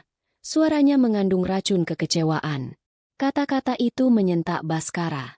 Ia menatap Riana dengan pandangan nanar. "Jalan keluar? Aku sudah mencoba semuanya. Tidak ada jalan keluar. Kita terjebak di sini karena keserakahan kita." "Keserakahanmu? Keserakahanku? Kamu yang berjanji akan memberiku segalanya. Dan kamu percaya begitu saja. Kita berdua sama bodohnya," teriak Baskara. Kemarahannya memuncak, lalu padam seketika, digantikan oleh kelelahan yang luar biasa. Ia menyandarkan kepalanya di tangannya. "Sudah cukup. Aku tidak bisa lagi." Ia berdiri dan berjalan pergi tanpa sepatah kata pun. Riana memanggilnya, tapi ia tidak menoleh. Untuk beberapa jam, mereka berpisah. Riana tetap duduk di dekat air mancur, menangis dalam diam. Baskara berjalan tanpa tujuan, menyusuri jalan-jalan yang tidak ia kenali, tersesat dalam keramaian dan dalam keputusasaannya sendiri. Sendirian, di tengah kota yang asing, Baskara merasakan titik terendahnya. Ia tidak punya Andira. Ia tidak punya Riana. Setidaknya tidak dalam artian yang sesungguhnya. Ia tidak punya uang. Ia tidak punya harga diri. Ia tidak punya harapan. Hanya ada satu pilihan terakhir yang tersisa. Satu pintu yang belum ia coba ketuk. Meskipun ia tahu pintu itu mungkin akan tertutup rapat di depan wajahnya. Ia harus menelepon orang tuanya. Kebanggaan adalah sebuah kemewahan. Ia tidak lagi mampu membelinya. Ia harus menelan semua sisa harga dirinya dan memohon. Ia tidak punya ponsel yang berfungsi. Ia mendekati sebuah kafe internet. Dari balik kaca, ia bisa melihat deretan komputer. Ia masuk ke dalam. Dengan beberapa koin terakhir yang ia miliki, ia membeli waktu penggunaan internet selama 15 menit. Ia duduk di depan sebuah komputer, membuka aplikasi panggilan suara online. Ia mencari kontak ayahnya. Jarinya gemetar saat menekan tombol panggil. Di Jakarta, telepon di rumah orang tua Baskara berdering. Ayahnya, seorang pensiunan pegawai negeri yang menjunjung tinggi kehormatan, mengangkatnya. "Halo." Terdengar suara berisik di seberang sana, lalu suara seorang pria yang serak dan putus asa. "Ayah, ini aku, Baskara." Ayahnya terdiam sejenak. Ia mengenali suara itu, meskipun terdengar sangat berbeda. "Ada apa?" tanyanya. Suaranya dingin, tidak mengandung kehangatan sedikit pun. "Ayah, Tolong, aku butuh bantuan, kata Baskara. Suaranya pecah. Ia mulai menangis. Sesuatu yang sudah lama tidak ia lakukan di hadapan ayahnya. Aku terjebak di Turki. Aku kehabisan uang. Semua kartu diblokir. Aku dan Riana tidak bisa pulang. Kami tidak punya tempat tinggal. Kami tidak makan. Tolong, ayah, kirimkan uang untuk tiket pesawat saja. Aku mohon. Di seberang sana, ayahnya mendengarkan permohonan putranya dalam diam. Tidak ada simpati dalam hatinya. Yang ada hanya rasa kecewa yang begitu dalam. Andira sudah datang ke sini, Baskara, katanya akhirnya. Suaranya datar dan berat. Jantung Baskara serasa berhenti berdetak. Apa? Dia datang beberapa hari yang lalu. Dia menceritakan semuanya pada kami. Pada ayah dan ibu. Dia menunjukkan pada kami buktinya. Foto-fotomu. Laporan bank. Semuanya. Baskara tidak bisa berkata-kata. Andira telah bergerak lebih cepat. Ia tidak hanya menghancurkannya. Ia telah memastikan tidak ada seorang pun yang akan membantunya. Kamu tahu betapa malunya kami, Baskara? Lanjut ayahnya. Suaranya mulai bergetar karena amarah yang ditahan. Putra yang kami banggakan ternyata seorang penipu. Seorang pengkhianat. Kamu menginjak-injak harga diri istrimu. Wanita baik yang selama ini mendukungmu. Kamu menggunakan uangnya untuk membiayai perselingkuhanmu. Dan sekarang, setelah semuanya berantakan, kamu menelepon ayahmu dan menangis seperti anak kecil, meminta untuk diselamatkan. Ayah, aku minta maaf. Aku tahu aku salah. Aku akan perbaiki semuanya. Aku janji. Tapi tolong, keluarkan aku dari sini dulu. Isak Baskara. Air mata dan ingus membasahi wajahnya. Ia tidak peduli pada orang-orang di sekitarnya yang menatapnya dengan aneh. Tidak, jawab ayahnya. Kata itu diucapkan dengan ketegasan yang sama seperti yang diucapkan Andira. Tidak ada perbaikan yang mudah untuk hal ini. Kamu yang menabur. Kamu juga yang harus menuai. Kamu sudah dewasa, Baskara. Kamu membuat pilihanmu sebagai orang dewasa. Sekarang, hadapi konsekuensinya sebagai orang dewasa. Tapi, ayah, belajarlah untuk bertanggung jawab atas perbuatanmu sendiri. Jangan hubungi kami lagi. Cari jalanmu sendiri untuk pulang. Tunjukkan bahwa kamu masih punya sedikit saja sisa kehormatan sebagai seorang pria. Klik. Panggilan itu terputus. Baskara menatap layar komputer dengan pandangan kosong. Panggilan berakhir. Dua kata itu terasa seperti vonis mati. Ia telah ditolak oleh satu-satunya harapan yang tersisa. Ia telah dibuang oleh keluarganya sendiri. Kini ia benar-benar sendirian. Waktu 15 menitnya habis. Ia diusir dari kafe internet itu. Ia berjalan kembali ke alun-alun dengan langkah gontai, seperti zombie. Ia melihat Riana masih duduk di sana, di tempat ia meninggalkannya. Riana mengangkat kepalanya saat melihatnya datang. Ia melihat ekspresi wajah Baskara, dan ia langsung tahu. Tidak ada harapan. Baskara duduk di sampingnya. Mereka tidak berkata apa-apa. Tidak ada lagi yang perlu dikatakan. Tidak ada lagi yang bisa disalahkan. Mereka berdua adalah arsitek dari neraka mereka sendiri. Saat matahari terbenam dan lampu-lampu kota mulai menyala, mereka hanya duduk diam, dua sosok yang hancur, terdampar di negeri orang, tanpa seorang pun di dunia ini yang peduli apakah mereka hidup atau mati. Beberapa hari berlalu dalam kabut penderitaan yang sama. Bagi Baskara dan Riana, setiap hari adalah pengulangan dari hari sebelumnya. Lapar, lelah, dan putus asa. Mereka telah mengembangkan sebuah rutinitas yang menyedihkan. Pagi hari mencari sisa makanan di dekat pasar, siang hari menumpang berteduh dari panas di bawah jembatan, dan malam hari mencari sudut taman yang paling aman untuk mencoba tidur. Mereka hampir tidak berbicara lagi. Kata-kata terasa tidak ada gunanya. Mereka adalah dua orang asing yang terikat bersama oleh sebuah bencana yang mereka ciptakan sendiri. Setelah panggilan telepon yang gagal dengan ayahnya, Baskara jatuh ke dalam jurang kepasrahan. Ia tidak lagi mencoba mencari jalan keluar. Ia hanya ada, bertahan hidup dari menit ke menit. Harapannya telah padam sepenuhnya. Di Jakarta, di rumah orang tua Baskara, keheningan yang berat menyelimuti rumah tangga mereka. Ayah Baskara tetap teguh pada pendiriannya, menolak untuk membahas masalah ini lebih lanjut. Baginya, putranya telah memilih jalannya sendiri. Namun, ibu Baskara, Sarah, hancur dari dalam. Setiap malam, ia tidak bisa tidur, membayangkan putranya kedinginan dan kelaparan di negeri orang. Tidak peduli seberapa besar kesalahan Baskara, naluri seorang ibu tidak bisa diabaikan. Setelah seminggu menyiksa diri dalam diam, ia tidak tahan lagi. Suatu pagi, saat suaminya sedang pergi, ia mengambil telepon dengan tangan gemetar. Ia tahu suaminya akan marah jika tahu, tetapi ia harus melakukan sesuatu. Ia tidak akan menelepon Baskara. Ia akan menelepon satu-satunya orang yang mungkin masih memegang kunci dari situasi ini, Andira. Di sisi lain kota, Andira sedang berada di sebuah toko tanaman hias. Ia mendorong troli kecil di antara deretan pot-pot hijau yang rimbun. Setelah membersihkan rumahnya dari jejak Baskara, ia merasa perlu mengisi kembali ruang-ruang kosong itu dengan kehidupan baru. Ia dengan teliti memilih beberapa tanaman monstera dan sukulen, membayangkan di sudut mana ia akan meletakkannya. Saat itulah ponselnya berdering. Nama, Tante Sarah, muncul di layar. Andira berhenti di lorong yang sepi. Ia menarik napas dalam-dalam, mempersiapkan dirinya. Ia tahu panggilan ini cepat atau lambat akan datang. Ia menggeser tombol hijau untuk menjawab. Halo, Tante. Selamat pagi. Andira, nak. Suara di seberang terdengar serak dan penuh isak tangis. Maaf Tante mengganggumu. Tidak apa-apa, Tante. Tante baik-baik saja? Tanya Andira dengan nada sopan, meskipun ia sudah tahu persis apa inti dari panggilan ini.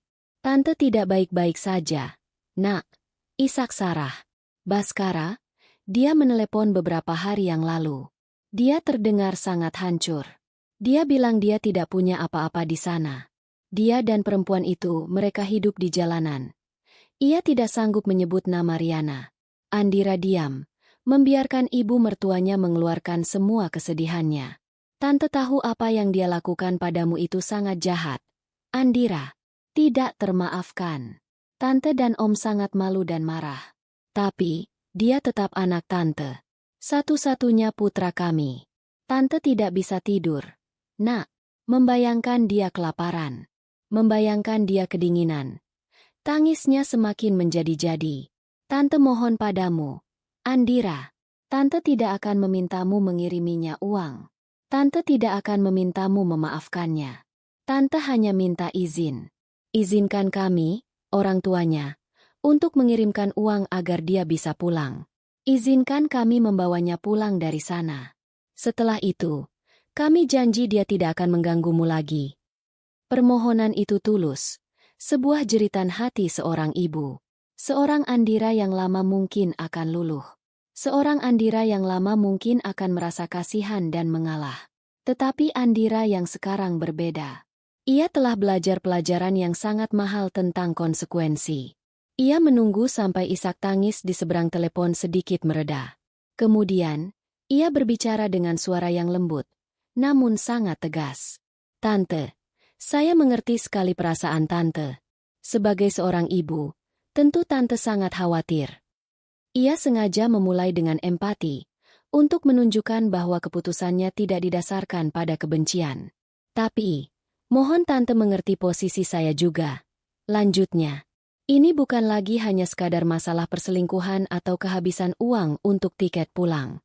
Ini masalah yang jauh lebih dalam. Apa maksudmu, nak? Tanya Sarah bingung. Baskara pergi ke Turki dengan sejumlah besar dana dari rekening kami, dengan alasan untuk pekerjaan. Jelas Andira, suaranya tetap tenang dan terukur. Dana itu ia gunakan untuk membiayai liburan mewah dan melamar wanita lain. Dalam dunia bisnis, itu disebut penggelapan dana. Sebuah tindak penipuan. Selain itu, dia juga meninggalkan banyak utang atas nama kami berdua di sana.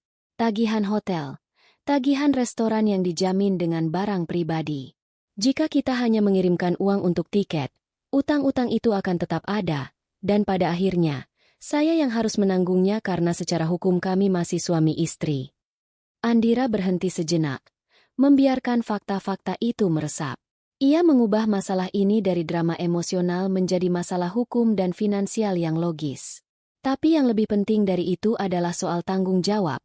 Tante, sambung Andira. Selama ini, Baskara selalu hidup dengan nyaman. Setiap kali dia membuat kesalahan, selalu ada yang membereskannya. Dulu Om dan Tante, kemudian saya. Dia tidak pernah benar-benar menghadapi konsekuensi dari perbuatannya sendiri. Dia tumbuh menjadi pria dewasa yang berpikir dia bisa melakukan apa saja tanpa akibat. Suara di seberang telepon hening. Isak tangis telah berhenti. Jika sekarang Tante dan Om mengirimkan uang untuk menyelamatkannya, apa pelajaran yang akan ia dapatkan? Dia akan belajar bahwa tidak apa-apa menipu, tidak apa-apa mengkhianati, tidak apa-apa menyakiti orang lain, karena pada akhirnya, Mama dan Papa akan selalu datang dengan helikopter penyelamat. Dia tidak akan pernah berubah. Tante, siklus ini akan terus berulang. Jadi kamu mau kami membiarkannya begitu saja? Tanya Sarah dengan suara lirih. Saya tidak meminta Tante untuk membiarkannya, jawab Andira. Saya justru percaya, cara terbaik untuk benar-benar membantunya saat ini adalah dengan membiarkannya menghadapi tembok. Biarkan dia merasakan akibat penuh dari pilihannya. Biarkan dia yang mencari jalan keluarnya sendiri.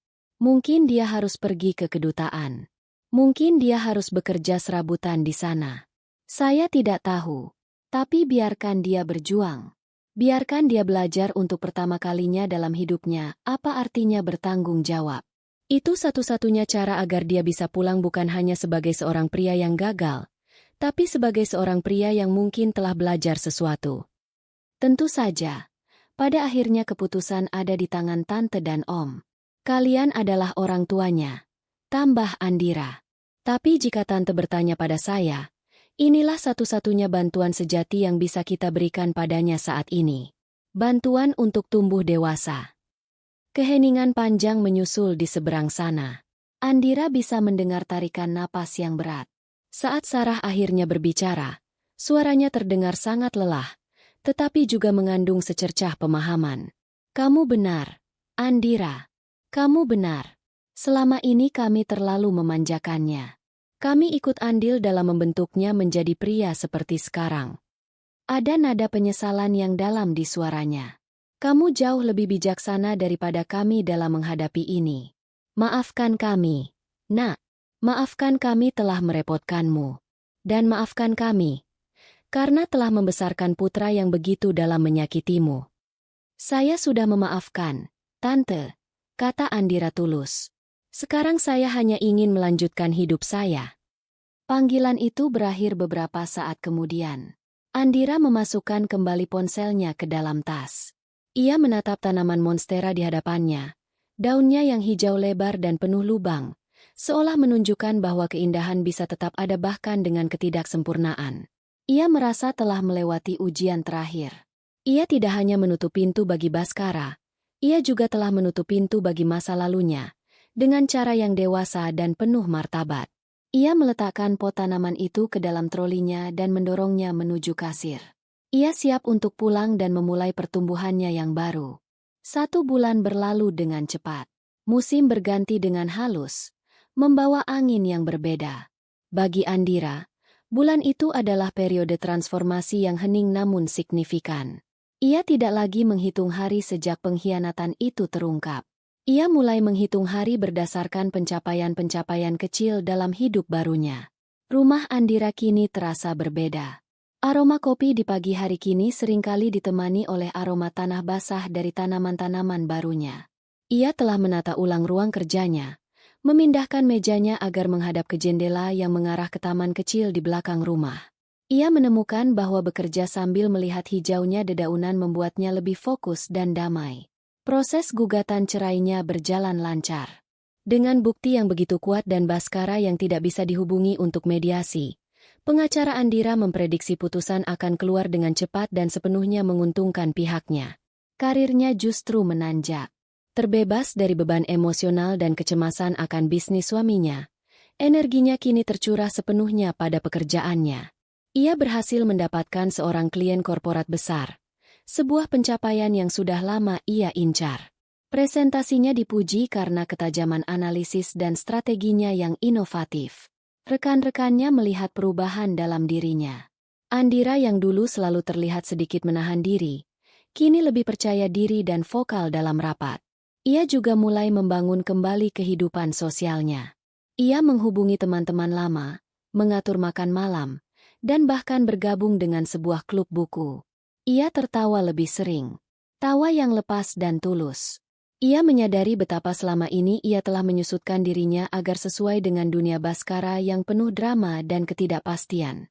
Kini, ia membiarkan dirinya mengembang, mengisi kembali ruang yang seharusnya menjadi miliknya sejak awal. Suatu sore, saat ia sedang menikmati teh di teras belakang rumahnya, sebuah email masuk ke ponselnya. Pengirimnya adalah kantor pengacaranya. Subjeknya, informasi dari konsulat. Dengan tenang, ia membukanya. Email itu singkat dan formal. Isinya adalah pemberitahuan dari Konsulat Jenderal Republik Indonesia di Istanbul. Email itu menyatakan bahwa 2 warga negara Indonesia atas nama Baskara Putra dan Riana Adelia telah berhasil dipulangkan ke tanah air. Kepulangan mereka difasilitasi setelah mereka mendapatkan bantuan dari sebuah komunitas warga Indonesia di Istanbul yang merasa kasihan melihat kondisi mereka. Mereka dipulangkan dengan dokumen perjalanan darurat, tanpa harta benda apapun. Andira membaca email itu 2 kali. Tidak ada perasaan kemenangan atau kepuasan yang meluap-luap. Yang ia rasakan hanyalah sebuah titik. Sebuah akhir dari sebuah bab yang panjang dan melelahkan. Mereka sudah kembali. Mereka bukan lagi masalahnya. Ia menutup email itu dan kembali menatap tamannya. Beberapa hari kemudian, sebuah mobil berhenti di depan rumah orang tua Riana. Seorang kerabat jauh Baskara, yang dengan sangat terpaksa diminta oleh orang tua Baskara untuk menjemput mereka di bandara, menghentikan mobilnya. Pintu belakang terbuka. Riana keluar terlebih dahulu. Penampilannya sangat berbeda. Ia kurus, wajahnya kuyu, dan matanya tidak memiliki cahaya. Ia mengenakan pakaian sumbangan yang kebesaran. Tanpa menoleh ke arah mobil, ia berjalan gontai menuju pintu rumahnya, tempat orang tuanya menunggunya dengan ekspresi campuran antara lega, marah, dan malu. Lalu, Baskara keluar dari sisi lain mobil. Ia tampak 10 tahun lebih tua. Rambutnya lebih panjang dan tidak terawat. Dan ada janggut tipis di wajahnya. Ia bahkan tidak mengucapkan terima kasih kepada kerabat yang menjemputnya. Ia hanya berdiri di trotoar, melihat mobil itu pergi, membawanya menuju rumah orang tuanya, menuju penghakiman yang sudah menantinya. Selama perjalanan dari bandara, ia dan Riana tidak bertukar sepatah kata pun. Gelembung cinta mereka yang indah telah pecah di jalanan Istanbul, meninggalkan residu kebencian dan penyesalan yang lengket. Dongeng mereka berakhir dengan cara paling hina yang bisa dibayangkan. Cerita ini tidak ditutup dengan adegan mereka. Cerita ini ditutup dengan adegan Andira. Beberapa minggu setelah kabar kepulangan mereka, pada suatu Sabtu pagi yang cerah, Andira berdiri di balkon apartemennya yang telah ia sewa untuk sementara waktu selagi rumahnya direnovasi kecil-kecilan. Ia tidak menjual rumah itu. Ia hanya ingin memberinya napas baru, sama seperti dirinya. Di tangannya ada secangkir kopi panas. Di hadapannya, di atas meja kecil, tergeletak sebuah tablet yang menampilkan bukan grafik keuangan, melainkan rencana perjalanannya. Tujuannya, Jepang. Ia akan melakukan perjalanan itu sendirian. Perjalanan yang dulu ia impikan bersama suaminya, kini menjadi perjalanan untuk merayakan kebebasan dan penemuan dirinya kembali. Ia tersenyum tipis. Rasa sakit dari pengkhianatan itu masih ada, seperti bekas luka yang samar. Tetapi itu tidak lagi terasa sakit saat disentuh. Itu telah menjadi bagian dari ceritanya. Sebuah pengingat akan kekuatan yang tidak pernah ia tahu ia miliki. Pintu menuju masa lalunya bersama Baskara dan Riana telah ia tutup rapat-rapat dan ia kunci selamanya. Di hadapannya kini terbentang sebuah cakrawala yang luas dan terbuka. Ia tidak tahu apa yang menanti di sana, tetapi untuk pertama kalinya setelah sekian lama, ia tidak merasa takut. Ia justru merasa bersemangat. Ia menghirup udara pagi yang segar, merasakan hangatnya matahari di wajahnya, dan merasa utuh. Babak barunya telah dimulai.